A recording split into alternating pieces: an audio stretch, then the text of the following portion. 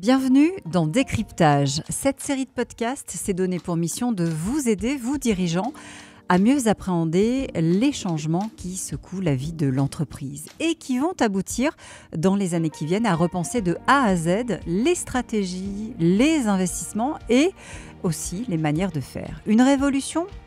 Peut-être. Une transformation ? Sûrement. Et ce, à tous les étages. Certains sont aux avant-postes pour nous aider à lire ces signaux faibles, à mieux les intégrer dans ce qui sera demain la colonne vertébrale d'une société, d'un groupe, d'une PME ou d'une ETI. Je suis Raphaël Duchemin et je vous emmène à la rencontre de celles et ceux qui ont les clés pour déchiffrer les transformations.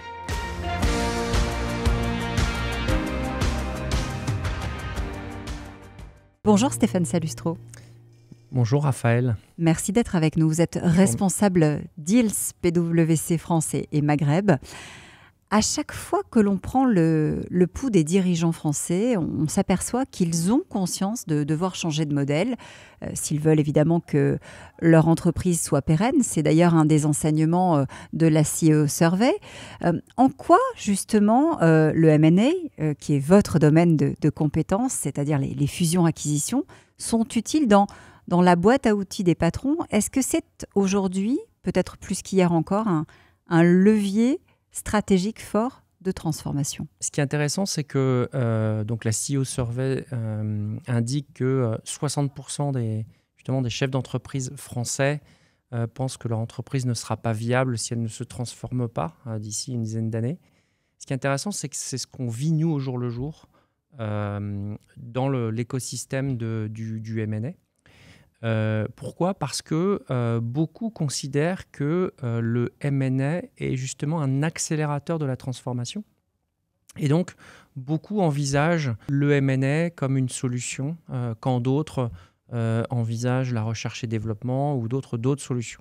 Et donc, le M&A est de plus en plus considéré dans les stratégies de transformation et donc d'accélération de la transformation. Vous dites le M&A, il faut distinguer. Il y a la fusion et il y a l'acquisition. Même si le terme regroupe les deux, j'ai envie de dire, il recouvre deux réalités opérationnelles qui sont assez différentes, qui, en tout cas, n'engagent pas les parties de la même manière. Quand on aborde le sujet à travers le prisme de la transformation, la finalité, c'est la transformation. Donc, que ce soit à travers une acquisition, une fusion, une cession, à la fin de la journée, la finalité est la même.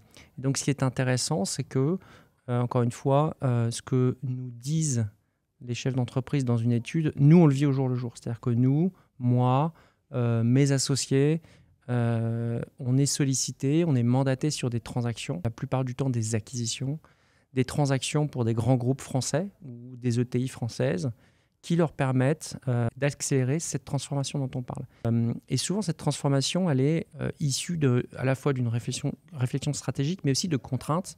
Ce que dit la CEO Survey, c'est que pour 56% des chefs d'entreprise, les aspects réglementaires sont une contrainte importante qui les engage vers une réflexion, vers une transformation. Et donc, ce qu'on voit souvent, c'est des chefs d'entreprise ou des directeurs financiers ou des patrons du M&A qui nous appellent pour justement les aider à accélérer cette transformation. Ça signifie que peut-être qu'avant, ils n'y auraient pas forcément pensé et que, poussés par le réglementaire par exemple ou par des avancées technologiques, ils se disent finalement la bonne solution, c'est la fusion-acquisition. Je ne prendrai pas les choses dans ce sens-là, mais prenez l'industrie automobile. Vous avez une directive européenne qui contraint les constructeurs à intégrer de plus en plus de matériaux recyclés dans les voitures neuves. Et ça, c'est une même directive qui va entrer en vigueur, qui va monter en puissance. Et donc, en fait, on est sollicité par certains grands groupes, que ce soit des constructeurs ou que ce soit des groupes qui fournissent les matériaux, pour justement aller faire des acquisitions de petites sociétés, de sociétés de petite taille, mais qui leur permettront d'intégrer, que ce soit des casses auto, soit des matériaux de transformation, d'internaliser plutôt la fourniture de ce genre de matériaux. Stéphane, ça porte un nom, vous avez conceptualisé les choses, c'est le Transact to Transform. Je crois que d'ailleurs ça peut se mettre dans l'autre sens. Oui, c'est exactement ça, Raphaël. Transact to Transform, Transform to Transact, c'est ce cercle vertueux entre la transformation, la transaction qui nourrit la transformation, ou la transformation qui nourrit la transaction. Ce qu'on vit, nous, au jour le jour avec nos clients et effectivement qu'on a conceptualisé autour de ce concept, Transact, tout transforme, qu'on a conceptualisé et qu'on vit, encore une fois, qu'on a opérationnalisé avec nos équipes, ce qui nous permet d'accompagner nos clients du début à la fin, à savoir de l'objectif de transformation à la transaction et ensuite à la transformation issue de cette transaction. Transformation, que ce soit acquisition de nouvelles compétences, que ce soit acquisition de nouveaux marchés, acquisition de nouvelles technologies, accélération de cette transformation à travers cette transaction. Alors, c'est un marché qui avait quand même pas mal ralenti depuis le Covid. Manifestement, il reprend. En tout cas, il y a des signaux qui nous laissent penser que le nombre de fusions-acquisitions va remonter comme ça dans les années qui viennent. Les envies, les engagements des patrons. C'est quoi? C'est justement ce pouvoir transformateur, la prise en compte de ce pouvoir transformateur qui apparaît et en quoi cela peut agir peut-être sur la mutation d'une entreprise. Comment est-ce que ça l'aide à pivoter? Il y a un ralentissement important dans le monde et en France. Les volumes de transactions en France ont diminué d'à peu près 50% entre 2022 et 2023 et avaient déjà diminué entre 21 et 22. Donc, c'est un ralentissement très important dans le monde et en Europe. On est à peu près sur des tendances similaires, mais quand même avec un socle de transactions. Il y a quand même eu des transactions. Ça, c'est le premier point, c'est le constat. Le deuxième, c'est que il ne faut pas oublier que le M&A n'est pas qu'un outil de transformation, c'est aussi un marché de financiers, un marché sur lequel on trouve des animaux un peu spéciaux que sont les fonds d'investissement. Mmh. Et le ralentissement du marché a été... En fait, les principales causes du ralentissement de ce marché ont été, premièrement, et ça on l'a constaté dès le début de 2022, l'inflation qui a entraîné une hausse des taux d'intérêt et donc, à un moment donné, une raréfaction du financement ou alors un financement plus cher. Et une grande partie des transactions M&A sont financées par effet de levier, notamment chez les fonds d'investissement. Et donc là, on a vu un fort ralentissement. Deuxièmement, beaucoup d'incertitudes géopolitiques, comme on en connaît encore maintenant, mais j'allais dire maintenant on est rentré dans un nouveau phénomène de cycle qui est que l'incertitude géopolitique est intégrée dans les raisonnements des uns et des autres, mais il n'empêche que ça a eu aussi un effet. Troisièmement, des sujets de supply chain, etc. Enfin, il y a eu plein de causes qui ont convergé vers un ralentissement de ce marché. Il se trouve que les conditions sont en train de changer, les conditions notamment de financement. L'inflation a atteint un plateau et réamorcé une tendance à la baisse, premièrement. Les taux, c'est un peu la même chose. Ça, c'est le premier point. Deuxièmement, toute la partie du marché du M&A qui est animée par les fonds d'investissement, sur cette partie-là, il y a aussi un phénomène qui est bien connu, qui est un phénomène de rattrapage. Donc, ce qu'on envisage, c'est une reprise du marché. Pourquoi ? Parce que, en fait, il y a eu beaucoup moins de transactions, que ce soit à l'achat, à la vente, par cette partie du marché, qui a un horizon de temps. Et donc, il y a un moment où le temps avance. Si on ne fait pas de transaction, il y a un phénomène de rattrapage qui fait que, c'est quasiment mécaniquement, ces acteurs-là du marché vont reprendre les transactions. À côté de ça, le M&A comme accélérateur de la transformation, j'allais dire, ça a été justement ce socle. C'est-à-dire que les entreprises ont besoin de se transformer, on l'a dit, c'est ce que montre la CEO Survey. Et nous, c'est ce qu'on a vu de façon concrète.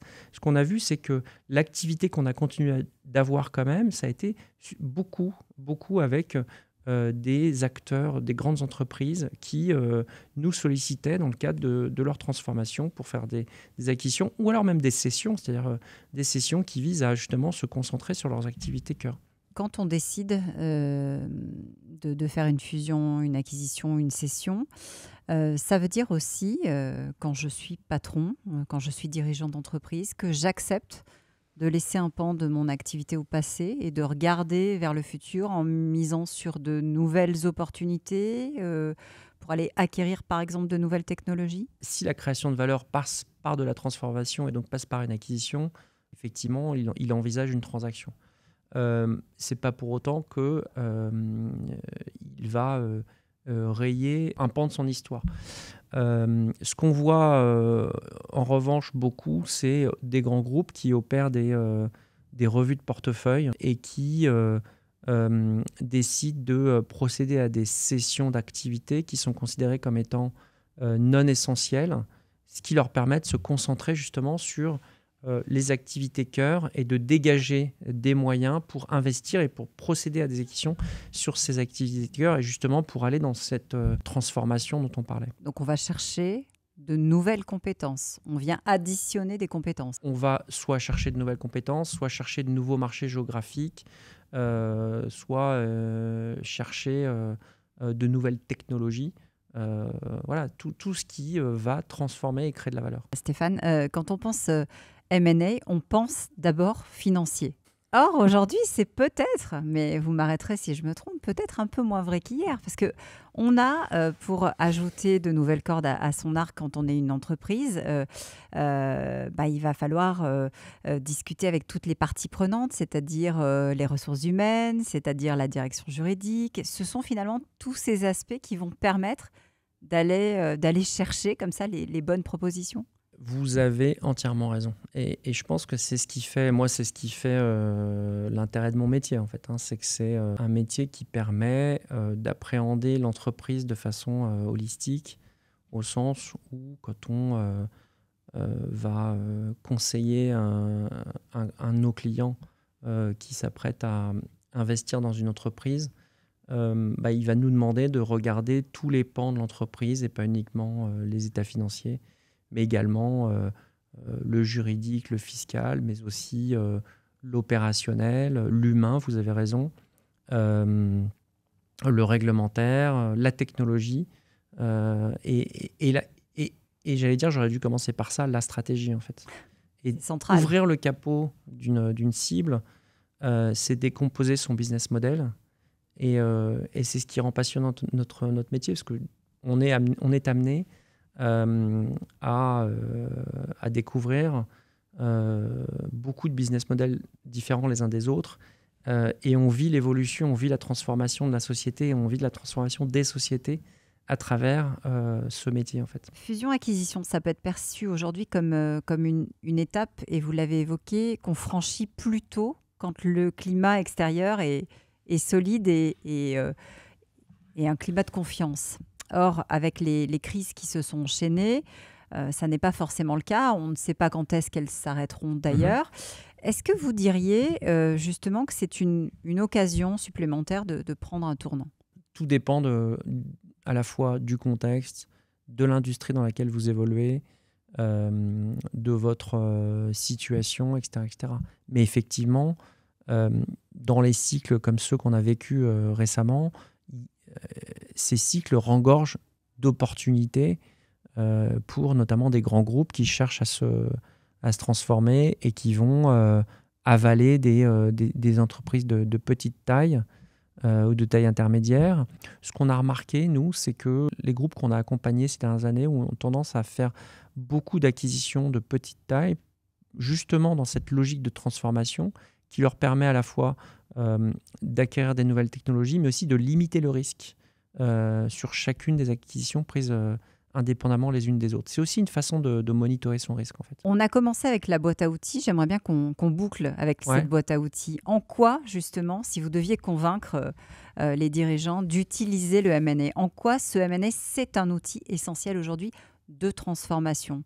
Et est-ce qu'il y a, comme ça, des étapes indispensables à ne pas négliger pour aller vers ces opérations-là ? C'est intéressant la transition avec ce que je disais juste avant, parce que ce que permet le M&A, c'est d'accélérer cette transformation. Pourquoi ? Parce qu'en fait, vous allez identifier des cibles de petite taille, d'où la transition dont je parlais, de plus petite taille, et donc avec beaucoup d'agilité, et donc des cibles et des sociétés qui vont beaucoup plus vite que vous sur des nouvelles technologies, et dont le point de focus de concentration de l'énergie justement sur des nouvelles technologies, des nouveaux marchés, etc. Et c'est en ça que on parle d'une boîte à outils quand on parle du M&A. L'humain, c'est important. La synchronisation des systèmes, l'alignement des process. Est-ce qu'il y a comme ça des cases à cocher quand on veut aller vers cette boîte à outils justement et l'utiliser le plus efficacement possible? Je pense que la première, c'est d'être clair sur l'objectif de l'opération et d'être clair sur les leviers de création de valeur que doit générer cette opération. Sans ça, on est face à un échec. Et ensuite, le deuxième élément, c'est une fois qu'on est clair sur les leviers de création de valeur, le deuxième élément, et vous l'avez dit vous-même tout à l'heure, l'idée est d'appréhender de façon holistique tous les pans de l'opération. Financier, bien évidemment, on va pas, c'est clair, c'est au cœur de l'opération, mais pas que. Donc, de l'appréhender de façon holistique pour limiter les risques et pour anticiper justement une intégration. Parce qu'en fait, une opération de M&A, c'est pas tant l'opération de M&A en tant que telle, c'est la capacité à intégrer et à créer de la valeur une fois qu'on a procédé à l'acquisition. Merci Stéphane Salustro. Merci à vous. On se retrouve le mois prochain pour un nouveau numéro de décryptage. D'ici là, vous retrouvez l'intégralité des podcasts sur pwc.fr. Retrouvez PwC en direct, le podcast, sur toutes les plateformes de streaming et sur pwc.fr. PwC en direct.